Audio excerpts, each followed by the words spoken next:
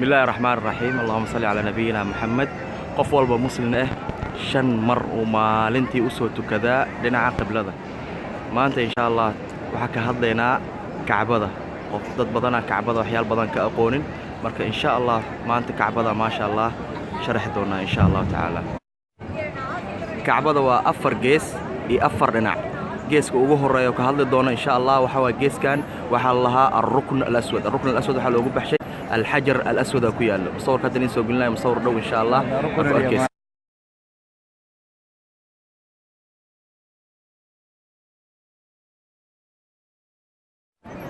الحجر الأسود نوحة واي دقح أو شرف بدن ودونك ودولك يالله دقح عن جنة لقى سود دجية ملك جبريل سود دجية رسول صلى الله عليه وسلم جميع سنة ماشان كل جاي على مدة كجرني سين نوحة واي قفكي طوافايو وحواي شن وحواي الله أكبر كتالله كو لبا صدق afar shan calaamadaas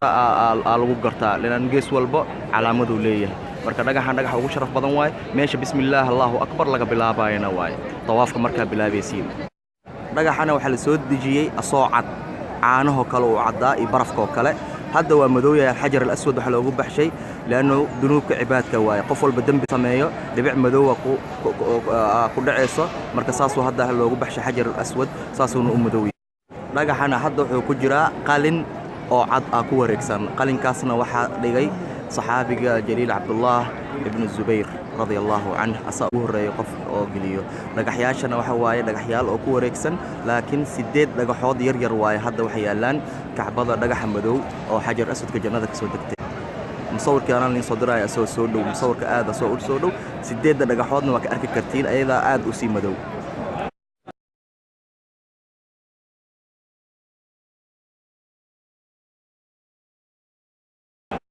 اوكي كوركنادي كواد او geeska koowaad waa dhameynay hadda geeska dhinaca koowaad waa kana dhinacaan waxa waaye meeshii dhinaca qoraxda ka soo baxda waaye bari marka waxaanu ku yaala albaabkana dhexda ku yaala geeska midigta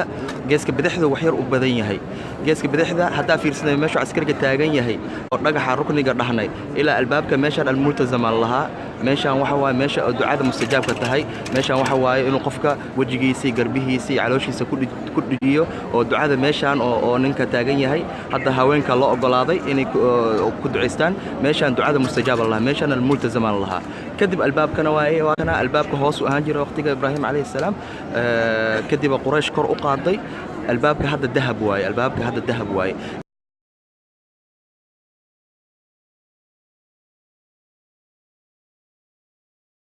dhinacaana waxa la dhahaa dhinaca bariga oo qiblada oo Kacbada dhinaca loo jeesto dhagaxyaashan u jeedin 8 dhagaxooda u jeedin hoosteeda meesha waa meesha maqaam ibraahim ku yaali jiray meeshuna waxa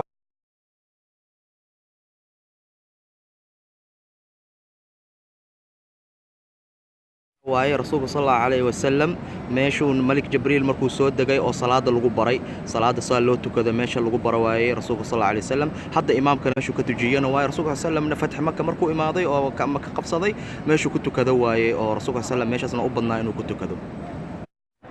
okay geeska labaadna waa kana geeska waxa lahaa ar-rukn ash-shamali lahaa waxa waa waqooyi waaye dhinacana hadda waxa gadaashay waqooyi north waaye marka isagana waxa waaye waa Kacbadu uu gudihiisa ka tirsan yahay mana la tirtiraayo mana la taabto waa la agmaraale agtiisa waxa ku yaal waxa la al-Hatim meesha waxa waaye oo saan u xiran meesha xajir Ismaaciil alayhi salaam waaye xajir Ismaaciilna waa kan meesha yar oo xiran waaye xajir Ismaaciil allaha meeshaana waxa waaye 2 mitir ugu horeyso oo naliyaashan ku aadan waxa waa Kacbada ka tirsantaado Kacbada ku tukato oo ajirkeedo kala waaye ducada mustajaabna waaye kor meeshaasna oo geedana waxa lahaa الميزاب الله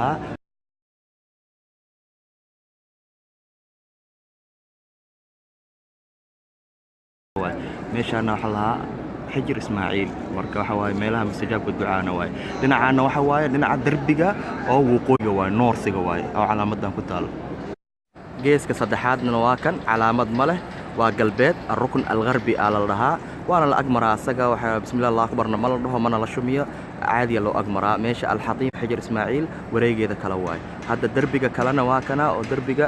oo galbeedkiisana waa kanaa waxaana la dhahaa dahr alkacba la dhahaa leannu dhinaca kale albaabka wuxuu ahaa oo kacbada dhinacaana waxa waaye dhabarkaa loo baxshay marka dahr alkacba aa la dhahaa isagana waxa waaye waa derbi iska caadan waaye calaamadna ma leh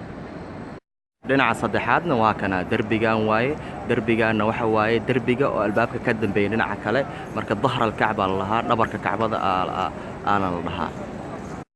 dhinaca saddexaadna waaye hal gees iyo hal dhinacaa noo dhiman geeskaanna waxa waaye geeskii afaraad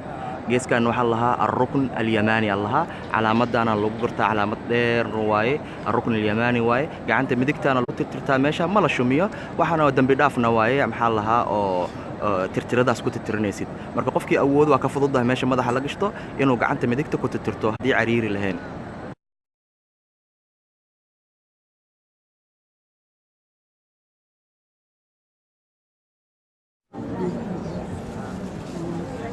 kan saana gacanta midigta u marsanayleen midigta gacanta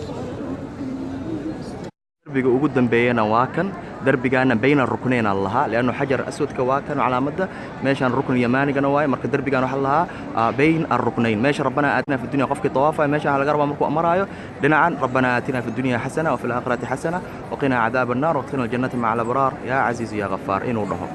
sunnana waa kacbadana gudaheeda laba mar la dhaqaa sanadkii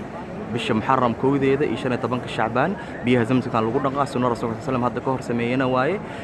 maradan madowna hal mar la bedelaa sanadkii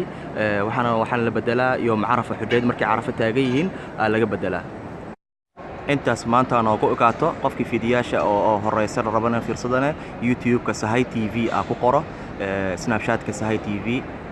Instagram-ka xataa marka subhanaka allahumma bihamdika astaghfiruka wa atuubu ilayk assalamu alaykum